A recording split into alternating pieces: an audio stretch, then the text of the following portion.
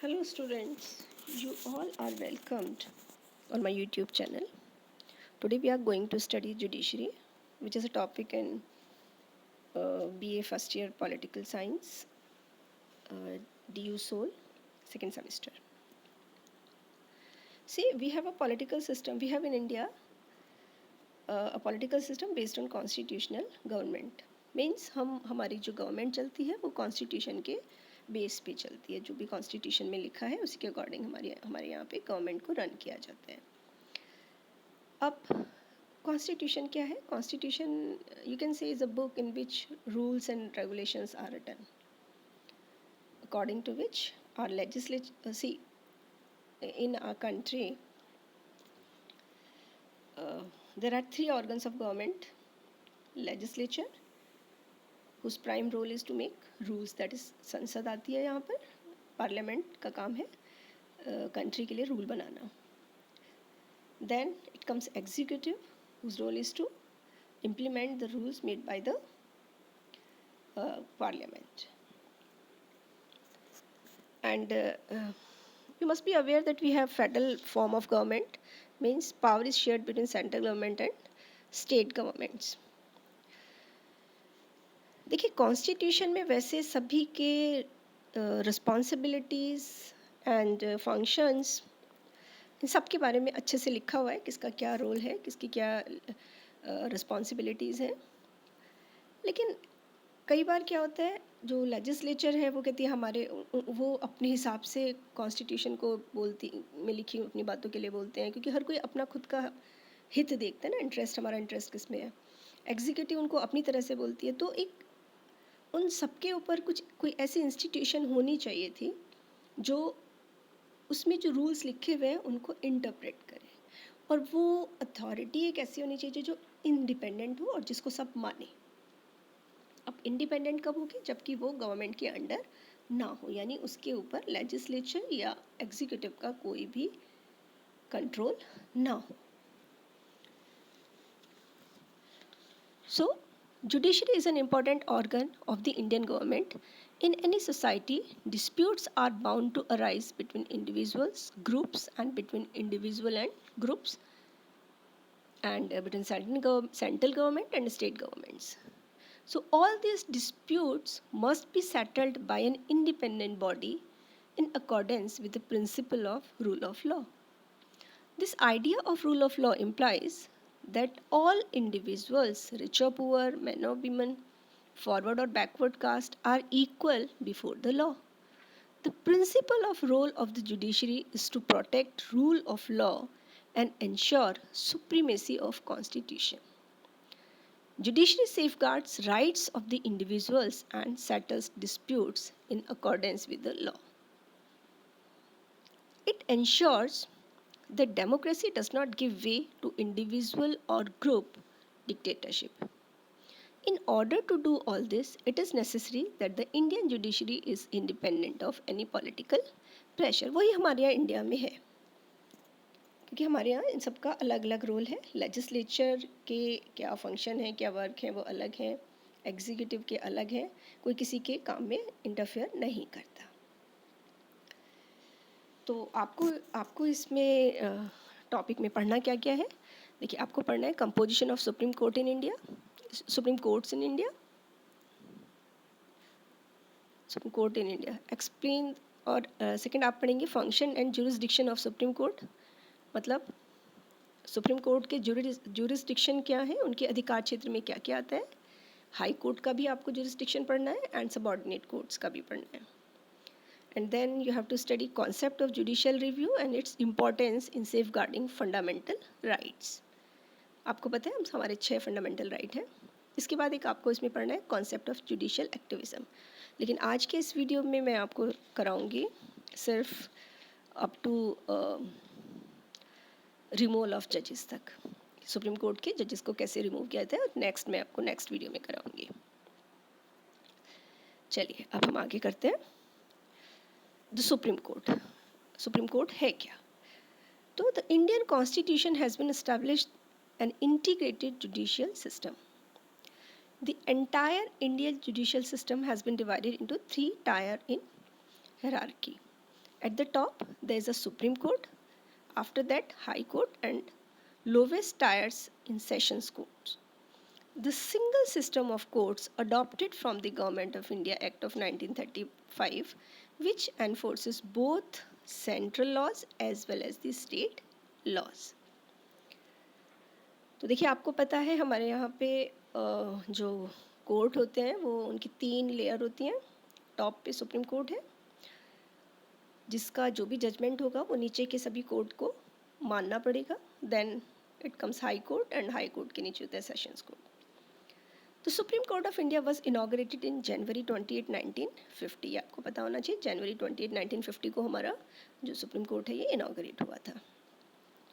इससे पहले अब अगर सुप्रीम कोर्ट जनवरी 28, 1950 को हुआ था इनॉग्रेट, तो इसका मतलब इससे पहले भी कुछ इस तरह का मैकेनिज्म होगा.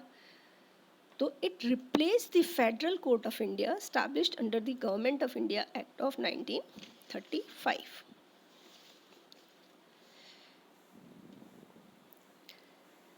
So now let's study organization of. चलिए आपको ये और बता दें कहाँ लिखे हुए हैं हमारे यहाँ की ऑर्गेनाइजेशन और जुरिस्डिक्शन वगैरह क्या होंगे कॉन्स्टिट्यूशन के किस आर्टिकल में है. The Indian constitution in part 5 chapter 4 article 124 to 147 deals with the organization, independence, jurisdiction, powers and procedures so on of the supreme court. देखिए, जुडिशरी के भी क्या रोल होंगे, क्या रिस्पॉन्सिबिलिटीज़ हैं, क्या लिमिटेशंस हैं, वो सब भी कॉन्स्टिट्यूशन में लिखा हुआ है. कहाँ लिखा है? Part 5 chapter 4 article 124 to 147. इसमें आपके सुप्रीम कोर्ट की ऑर्गेनाइजेशन, कितने उसके अंदर अदर जजेस होंगे, कितने एक CJI होंगे, chief justice of India. Independence है, क्या मतलब है इंडिपेंडेंस का, कि किस तरह से इंडिपेंडेंस होगी सुप्रीम कोर्ट की, मतलब वो किसी के कंट्रोल, किसी की क्या लेजिस्लेचर एंड एग्जीक्यूटिव के कंट्रोल से बाहर होगी. जुरिस्डिक्शन, क्या क्या काम वो करेंगे, उनके अधिकार क्षेत्र में क्या क्या आता है, उनकी क्या क्या पावर्स हैं basically. Powers and procedures so on of the supreme court. Now let's come to organization of supreme court. The Supreme Court consists of Chief Justice of India, CJI, and number of other judges. The number of judges is decided as per Article 124, Clause 1 of the Constitution of India. देखिए, article 124 की clause 1 में लिखा हुआ है कितने जजेस supreme court में होंगे. एक तो CJI होने ही होने, और उसके बाद कितने अदर जजेस होंगे. When the Supreme Court was inaugurated, there were only 8 judges, 1 plus 7, that is 1 CJI and 7 other judges. जिस समय सुप्रीम कोर्ट इनॉग्रेट हुआ था उस समय हमारे यहाँ पर एक तो चीफ जस्टिस ऑफ इंडिया थे और उनके साथ 7 दूसरे जजेस थे. बट इतने सारे केसेस सुप्रीम कोर्ट में आते हैं, तो उसके लिए फिर धीरे धीरे सोचा गया कि नंबर ऑफ़ जजेस को इंक्रीज़ किया जाए. अब ये किसको पावर है कि वो इंक्रीज़ करें नंबर, ये हमारी पार्लियामेंट को राइट है. The Supreme Court consists with 34 judges, 1 Chief Justice and 33 other judges right now. By the Parliament, the number of other judges has increased progressively, जिसको आप देखेंगे. देखिए, at the time of inauguration of Supreme Court, total number of judges 8, CJI plus 7 other judges. Then in 1956, the number of other judges excluding CJI has increased to 10, that is 11. अगर आप CJI को include कर लेते हैं. Then in 1960, the number of other judges 13, excluding CJI, मतलब total 14 हो गए. In 1977, other judges 17 and plus 1 CJI. 1986, 25 other judges plus 1 CJI, and 2009 में 30 other judges plus 1 CJI, and then 2019 33 other judges, and this is including one including CJI है, means 34. तो 34 का मतलब हुआ 33 other judges plus 1 CJI. अब इसके बाद आता है अपॉइंटमेंट ऑफ जजेस. सुप्रीम कोर्ट के जजेस को कैसे अपॉइंट किया जाता है. तो देखिए, ऑल जजेस of the supreme court are appointed by the president of India. Chief justice of India is also appointed by the president of India. The Chief Justice of India is the head of the country's family of judges, a father figure in the judicial family. All other judges look to him for guidance and support in crisis. जब भी कभी मुश्किल आती है तो सारे जजेस किसकी तरफ देखते हैं? देखिए, हमारे घरों में जब हमें कोई मुश्किल होती है तो हम किसकी तरफ देखते हैं? अपने मदर फादर की तरफ देखते हैं. वैसे यहाँ पे जो हमारे चीफ जस्टिस ऑफ इंडिया है सुप्रीम कोर्ट में, वो एक फादर फिगर है. और जब भी कभी कोई मुश्किल आती है तो सभी जजेस उनकी तरफ देखते हैं कि वो हमें गाइडेंस दें, ठीक है ना, वो हमें सलाह दें. So during appointment he consults with judges of the Supreme Court as he deems necessary. Who? President. Basically होता क्या है, जो प्रेसिडेंट ऑफ इंडिया होते हैं वो अगर सीजीआई को उन्हें सेलेक्ट करना है, सीजीआई को उन्हें अपॉइंट करना है, तो उसके लिए वो जो सुप्रीम कोर्ट के सीनियर मोस्ट जजेस होते हैं उनके साथ में कंसल्ट करते हैं और तब चीफ जस्टिस ऑफ इंडिया को अपॉइंट किया जाता है. और जब चीफ जस्टिस ऑफ इंडिया है और अदर जजेस को वहाँ अपॉइंट करना है, तो जो हमारे प्रेसिडेंट होंगे वो chief justice of India and senior most जजेस के साथ में कंसल्ट करके फिर अदर जजेस को अपॉइंट करते हैं. The President of India appoints the CGI after consulting with judges of the Supreme Court as he deems necessary. The other judges of Supreme Court are also appointed by President after consultation with the CGI and 4 senior most judges of the Supreme Court. While appointing a judge other than the Chief Justice of India shall always be consulted. ये जरूरी है कि जब भी chief justice के अलावा किसी और जजेस को अपॉइंट किया जाएगा तो चीफ जस्टिस को कंसल्ट करना मस्ट है, उन्हें करना ही होगा. द सीनियर मोस्ट जज, यूजुअली होता क्या है, जो सुप्रीम कोर्ट के सीनियर मोस्ट जज होते हैं उन्हीं को चीफ जस्टिस बनाया जाता है. एक कन्वेंशन चली आ रही है. द सीनियर मोस्ट जज had usually been appointed as the Chief Justice of India. This convention was ignored when in 1973 A.N. Ray was appointed Chief Justice of India, superseding 3 senior judges. तो basically होता क्या था, जो senior most जज होते थे supreme court के उन्हीं को चीफ जस्टिस बना दिया जाता था. लेकिन 1973 में जो ये कन्वेंशन थी इसको इग्नोर किया गया जब A.N. रे करके एक चीफ जस्टिस ऑफ इंडिया बने थे. तो वो 3 जजेस के जो 3 सीनियर मोस्ट जज थे उनके पीछे थे, मतलब 4th नंबर पे आते थे, लेकिन उनको उन 3 जजेस को इग्नोर करके उनको सुपरसीड करके उनकी जगह चीफ जस्टिस ऑफ इंडिया बना दिया गया था. अब ऐसा बनाने के पीछे क्या आप जानते हैं उस समय गवर्नमेंट किसकी थी? सभी को पता है. तो कई बार आप देखते हैं, वैसे तो हम कहते हैं जो हमारी जुडिशरी है वो इंडिपेंडेंट होती है, पर क्या रियल में ऐसा होता है? अगर ऐसा होता तो A.N. रे को क्यों बनाया जाता सुपरसीड करके? इट मीन्स जो A.N. रे होंगे वो कहीं ना कहीं थोड़ा सा गवर्नमेंट की तरफ उनका इंक्लिनेशन होगा, गवर्नमेंट की बात सुनते होंगे. चलिए, इसके बाद एक बार और भी इस रूल को इग्नोर किया गया. वो था in 1977 when justice M.H. Beg, Mirza Hameedullah Beg was appointed CGI out of turn, superseding Justice H.R. Khanna. 77 में भी किसकी गवर्नमेंट थी आप सभी जानते हैं, 12th में आप लोग पढ़ के आए हैं. तो it was believed that justice Khanna had been made to pay the price because his view on right of life and liberty on a detenu during emergency were not liked by the then rulers of country. कौन ruler थे आप जानते हैं, class 12th में आपने पढ़ा होगा. तो अब तक कि हमारी इंडिया की हिस्ट्री में ऐसा 2 बार हुआ है. One is in 1973 and the other one is in 1977 जब ये कन्वेंशन को तोड़ा गया. चलिए,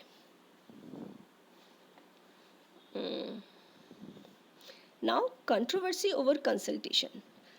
अब कॉन्स्टिट्यूशन में लिखा हुआ है कि चीफ जस्टिस ऑफ इंडिया को जब अपॉइंट करेंगे तो अदर जजेस से कंसल्ट करना होगा, और जब अदर जजेस को अपॉइंट करना होगा तो चीफ जस्टिस ऑफ इंडिया को कंसल्ट करना होगा। लेकिन एक दो बार ऐसा हुआ है कि ये जो वर्ड कंसल्टेशन है इसका इंटरप्रिटेशन अलग ढंग से किया गया। तो देखिए, the supreme court has given different interpretation of the word consultation in the above provision time to time. In the first judge's case of 1982, the court held that consultation does not mean concurrence and it only implies exchange of views. I hope आप समझ गए होंगे, नहीं समझ गए तो मैं आपको बताती हूँ। 1982 में क्या हुआ था, उसमें बोला गया था कि जो कंसल्टेशन है मतलब सिर्फ एक्सचेंज ऑफ व्यूज़ हो गया, एक दूसरे से बात की। ज़रूरी नहीं है कि जो भी चीफ जस्टिस ऑफ इंडिया बोल रहे हैं उससे सहमति हो, तभी हम दूसरे जजेस को बनाएं। बट इन द सेकेंड जजेस case of 1993, the court reversed its earlier decision and change the meaning of the word consultation to concurrence. लेकिन 1993 में उन्होंने अपने इसी डिसीजन को रिवर्स किया और कहा नहीं, इट इज़ मस्ट, उनकी जो कंसल्टेशन है उसमें अगर सहमति नहीं होगी तो अदर जजेस को नहीं बना सकते। Hence it ruled that the advice by the chief justice of India is binding on the president in the matters of appointment of the जजेस ऑफ द सुप्रीम कोर्ट। ठीक है, तो बोला गया कि नहीं, जो प्रेसिडेंट, जो हमारे CJI हैं, चीफ जस्टिस ऑफ इंडिया हैं, उनकी जो वो बोलेंगे उनसे कंसल्ट करना ज़रूरी होगा और उनकी जो बात है उसको माना जाएगा, उस पर सहमति होनी ही चाहिए। प्रेसिडेंट को उनके साथ बात करनी होगी और उसी चीज़ को उन्हें एक्सेप्ट करना होगा। But the chief justice would advise on the matter after consulting 2 of his senior most colleagues. अब ये नहीं कि चीफ जस्टिस जिसे चाहे उसे बना दे, है ना, फिर ऐसे तो पावर का मिसयूज़ हो जाता है। तो वो कहते हैं कि चीफ जस्टिस अपना से कंसल्ट करना होगा, लेकिन चीफ जस्टिस भी 2 सीनियर मोस्ट कोलीग के साथ में कंसल्ट करके ही अपना जजमेंट, अपनी सजेशन देंगे। सिमिलरली इन द थर्ड जजेस case which comes in 1998, the court opined that the consultation process to be adopted by the Chief Justice of India requires consultation of plurality judges. The single opinion of the Chief Justice of India does not constitute the consultation process. मतलब ये नहीं कि chief justice के मन में जिसका भी आया है कि मुझे इनको बनाना है और बस उन्हीं को बना दिया जाए, नहीं, उनका जो कंसल्टेशन होगा मीन्स उनको, this is not consultation of plurality जजेस, मतलब उनको भी और जजेस के साथ कंसल्ट करके फिर चीफ जस्टिस, फिर प्रेसिडेंट को बताना होगा। CJI should consult a collegium of 4 senior most judges of the Supreme Court. Even if 2 judges give an unfavorable opinion, he should not send the recommendation to the government. Got it? अगर 4 जजेस से supreme court के जो CJI हैं वो बात करेंगे, उनके साथ कंसल्ट करेंगे, उसमें से अगर किन्हीं को वो बनाना चाहते हैं लेकिन उनके अगेंस्ट कोई 2 जज हैं जो कहते हैं कि नहीं, उनको नहीं बनाना चाहिए, तो वो अपनी जो उनकी रिकमेंडेशन है उसको गवर्नमेंट को आगे सेंड नहीं करेंगे। The court held that the recommendation made by the chief justice of India without complying with the norms and requirements of the consultation process are not binding on the government. इसके बाद क्या हुआ?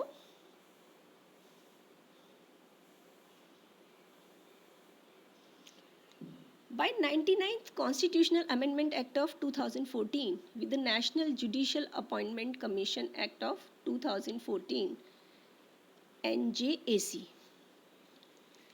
has been replaced the collegium system of appointment judges to the Supreme Court and High Court with the new body known as National Judicial Appointment Commission. Later on in 2015, the Supreme Court has declared both NJAC as well as the 99th Constitution Amendment as void and unconstitutional. Thereupon, the earlier collegium system became operative again. ठीक है ना, 14 में उन्होंने कहा कि नहीं, हम जो बना रहे हैं कोलिजियम सिस्टम जो था उसको उन्होंने मना किया और उन्होंने एक नया कमीशन बनाया which was national judicial appointment commission. लेकिन 2015 में फिर सुप्रीम कोर्ट ने डिक्लेयर किया कि The Supreme Court has declared both NJAC as well as the 99th Constitutional Amendment as void. उन्होंने कहा नहीं, ये दोनों चीज़ें गलत हैं और फिर से वही जो पहले वाला सिस्टम था कोलिजियम का वो स्टार्ट हो गया. Thereupon, the earlier collegium system became operative again. This verdict of Supreme Court called as Fourth Judges Case 2015. देखिए अब हम करते हैं क्वालिफिकेशन ऑफ जजेस. जज की क्या क्वालिफिकेशन होनी चाहिए? तो any person can be appointed as a जज. एनी पर्सन मतलब ये नहीं कि आपको बना दे, मुझे बना दे, नहीं. Of the supreme court with having the following qualification. ये हमारे कॉन्स्टिट्यूशन में कहाँ लिखा है? It is written in article 124 clause 3 में लिखा है. पहली कंडीशन क्या है? He should be a citizen of India, मतलब वो एक इंडिया भारत का नागरिक होना चाहिए. सेकेंड कंडीशन क्या है? He should have been a judge of a high court for 5 years. मतलब पिछले 5 साल से वो हाई कोर्ट के जज रहे हों. और या फिर he should have been an advocate of high court for 10 years. या तो वो हाई कोर्ट पे 5 साल से जज रहे हैं और he should have been an advocate of high court, या वो हाई कोर्ट में एक एडवोकेट है पिछले 10 सालों से. और he should have been a distinguished jurist in the opinion of the president. मतलब प्रेसिडेंट कहें कि वो एक बहुत बड़े न्यायविद है ना, उनको बहुत कुछ इसकी नॉलेज है, हालांकि ऐसा आज तक कभी हुआ नहीं है. अब यहाँ पे एक नोट करने की बात क्या है कि आपने देखा होगा कहीं पे भी एज का कोई मेंशन नहीं किया एज को. So from the above we can say that constitution has not prescribed a minimum age for appointment of a जज of a supreme court. Right, चलिए आगे चलते हैं.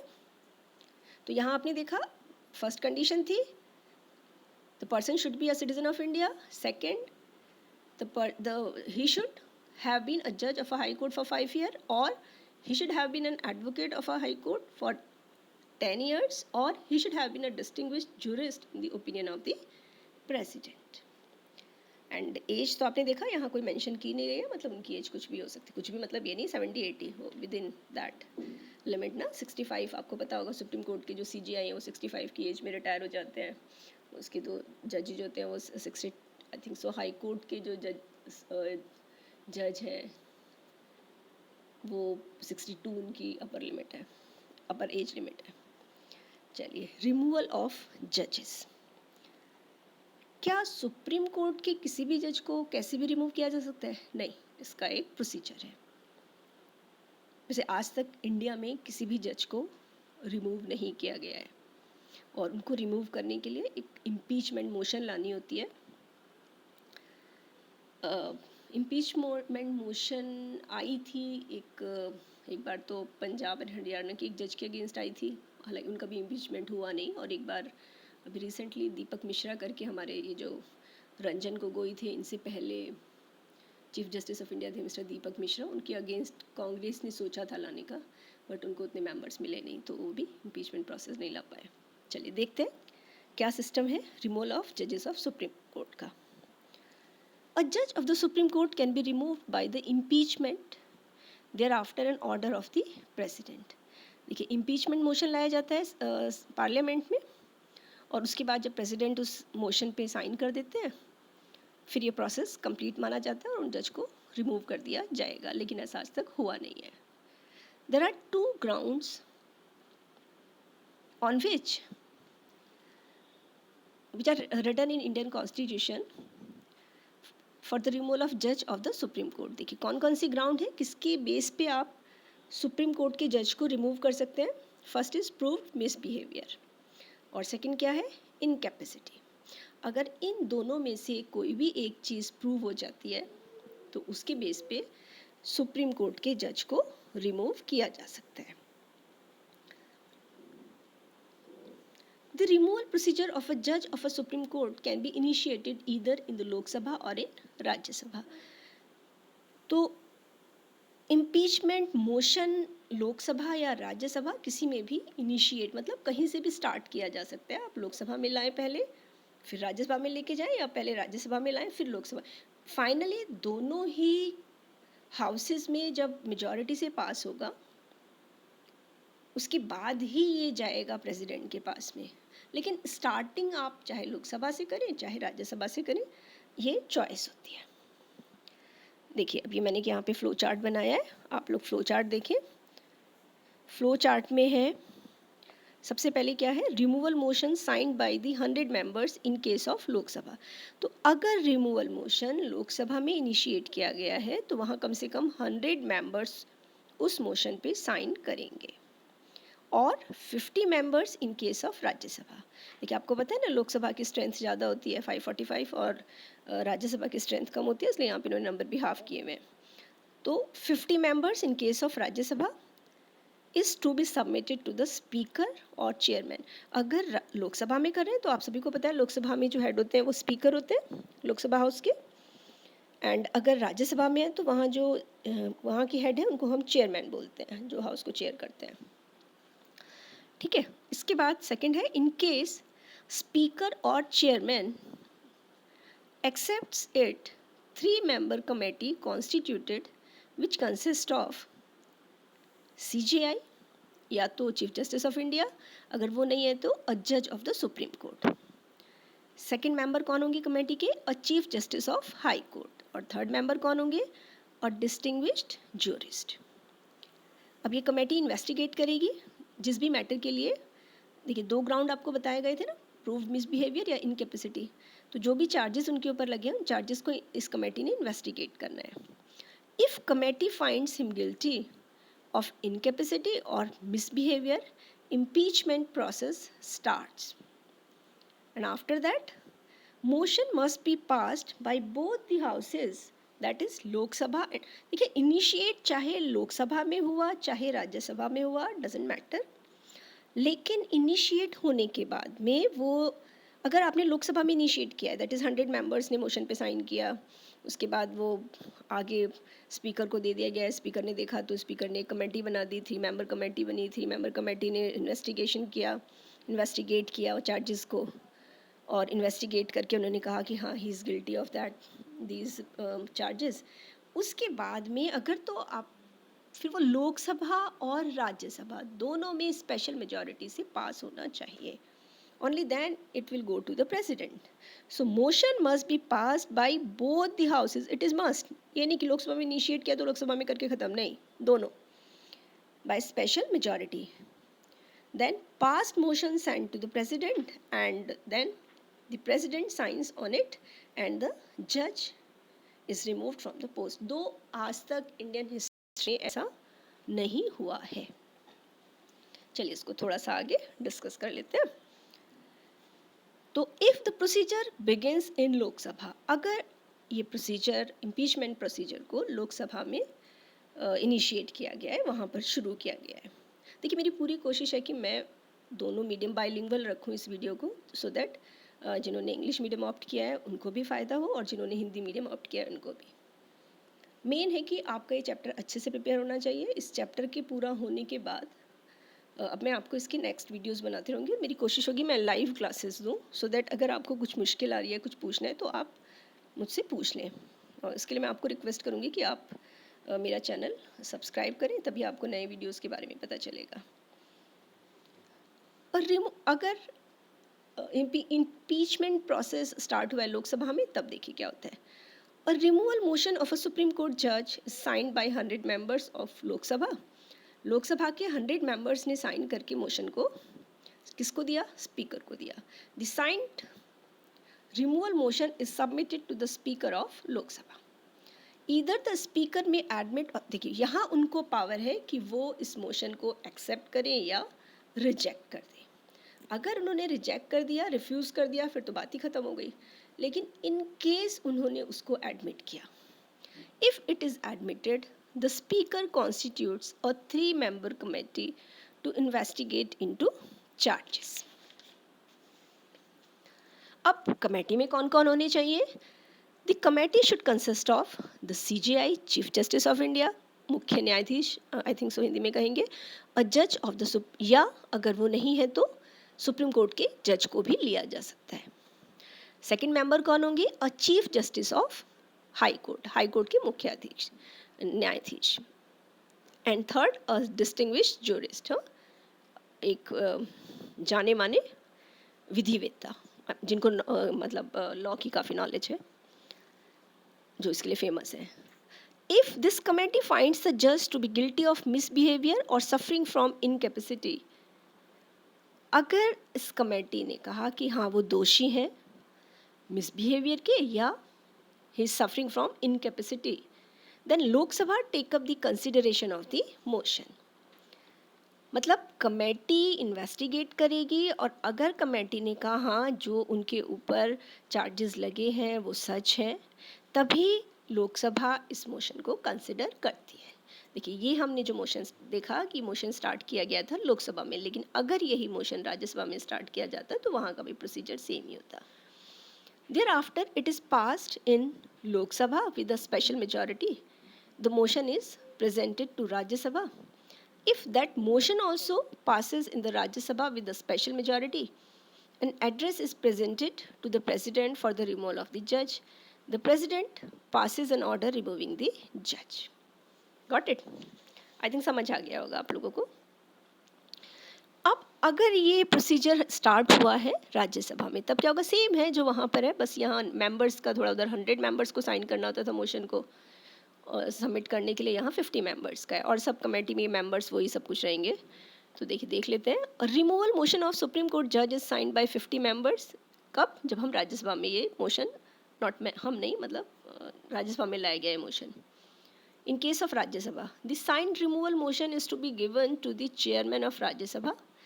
साइन करके जब 50 मेंबर साइन कर देते हैं तो वो राज्यसभा के चेयरमैन को दे दिया था. देखिए यहाँ जो दीपक मिश्रा का मैंने आपको थोड़ी देर पहले मेंशन किया था, तो दीपक मिश्रा के केस में कांग्रेस इम्पीचमेंट लाना चाहती थी, लेकिन कांग्रेस को उतने मेंबर ही नहीं मिले, इसलिए वो इसको आगे नहीं बढ़ा पाए.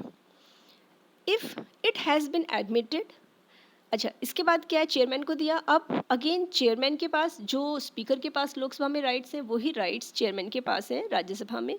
वो चाहे तो उसे एक्सेप्ट करे, चाहे तो मना कर दे. So the chairman may admit और refuse to admit the same. If it has been admitted, the chairman constitutes a 3-member committee to investigate into the charges. Same जो पहले था वही कमेटी यहाँ भी बनाई जाएगी. कमेटी में वही सेम मेंबर होंगे, या तो CJI हो या फिर जज ऑफ द सुप्रीम कोर्ट हो. पहला member, second member chief justice of high court, और तीसरे जो मेंबर होंगे वो distinguished jurist. If this committee finds the जज to be guilty of misbehaviour or suffering from incapacity, the Rajya Sabha can take up the consideration of the motion. तो अब जो committee थी वो चार्जेस को इन्वेस्टिगेट करेगी. अगर वो इन दोनों में से किसी भी एक चार्ज को कहते हैं कि हाँ ये दोषी हैं, इज गिल्टी, तो वो इस मोशन को कंसिडर करेगी Rajya Sabha. There after it is passed in Rajya Sabha with a special majority. उसके बाद ये राज्यसभा में स्पेशल मेजॉरिटी से पास होना चाहिए. The motion is presented to the Lok Sabha. अगर राज्यसभा में इनिशिएट हुआ है, राज्यसभा में आपका हो कमेटी ने इन्वेस्टिगेट किया, उसके बाद वो आके चेयरमैन को अपनी जो भी कुछ उनकी फाइंडिंग होगी वो दे देंगे, और वहाँ देखा गया अगर वो गिल्टी प्रूव होते हैं तो फिर राज्यसभा में पहले स्पेशल मेजॉरिटी से पास होना चाहिए, उसके बाद ये जाएगा लोकसभा में. An address is presented to the president, और जब लोकसभा राज्यसभा में स्पेशल मेजॉरिटी से पास हो गया, then it will go to the president for a sign, और प्रेसिडेंट उस पर इम्पीचमेंट मोशन पे साइन कर देंगे. एंड फाइनली द जज would be removed from his post. The president passes an order removing the जज. आज तक इंडिया में ऐसा नहीं हुआ है. Again, I'll request you to subscribe my channel so that you will get my coming videos. इसी में अभी हमारा बचता है jurisdiction of Supreme Court है, और jurisdiction of Supreme Court के बाद आपको पढ़ना है सेम हाई कोर्ट का ऑर्गेनाइजेशन, हाई कोर्ट में जजेस को किस तरह से अपॉइंट किया जाता है, composition of high court, and then jurisdiction of high court, जो मैं नेक्स्ट वीडियो में कवर करूँगी. आई होप आप लोगों को इस वीडियो से मदद मिली होगी, एंड मैं उम्मीद करूँगी आप आने वाले अपने एग्ज़ाम में अच्छे मार्क्स ले पाएँ. देखिए आप लोगों से मेरी एक रिक्वेस्ट है, अब जैसे कि आपने ये पढ़ा, तो प्लीज़, चाहे आप हिंदी मीडियम से हैं, चाहे आप इंग्लिश मीडियम से हैं, आप अपने स्टडी मटेरियल को अच्छे से रीड करें, सो दैट जुडिशरी से एक क्वेश्चन आपको जुडिशरी से रिलेटेड मिलेगा, या तो वो जुरिस्डिक्शन ऑफ सुप्रीम कोर्ट आ सकता है, या फिर वो आ सकता है हाउ द जजेस are removed from the court from the how the जज of the supreme court are removed, right, ये क्वेश्चन बन सकता है इसमें। और क्वालिफिकेशन ऑफ जजेस में तो ज़्यादा कुछ है नहीं, तो इसमें से दो क्वेश्चन देखिए, आपके 3 क्वेश्चन बेसिकली बनते हैं, रिमूवल ऑफ जज, जुरिसडिक्शन, और ये जो जुरिसडिक्शन ऑफ सुप्रीम कोर्ट है बहुत इंपॉर्टेंट है। मैं आपको ये जब दोनों वीडियोस बना दूंगी उसके बाद में मैं आपको बताऊंगी इसके ऊपर कौन कौन से क्वेश्चन। देखिए अभी आप लोग का क्योंकि CBS सिस्टम तो पहली बार स्टार्ट हुआ है, ठीक है, तो इससे पहले आपके एग्ज़ाम तो हुए नहीं है, लेकिन ये दिल्ली यूनिवर्सिटी के रेगुलर स्टूडेंट्स के साथ तो काफ़ी टाइम से चल रहा है, ठीक है ना। तो जो उनके क्वेश्चन पेपर आए हुए हैं उनकी हेल्प से हम आपको बता सकते हैं कि कैसे कैसे क्वेश्चन आएंगे, क्योंकि वैसे कोई कहे कि ये क्वेश्चन आएगा वो आएगा तो बेमानी है, किसी को नहीं पता क्या आएगा। आप प्रिपेयर अच्छे से करें, और मैं आपसे यही रिक्वेस्ट करूँगी कि अच्छे से रीड करें, कुछ नहीं है, पूरी पॉलिटिकल साइंस बहुत ईजी है, बहुत ईजी है। और एक मैं आपसे रिक्वेस्ट करूँगी कि प्लीज़ आप लोग एक आदत डालें डेली 1 आवर न्यूज़ देखने की, कुछ डिबेट्स देखने की, जहाँ से आपको बहुत कुछ सीखने को मिलेगा। Okay, thank you.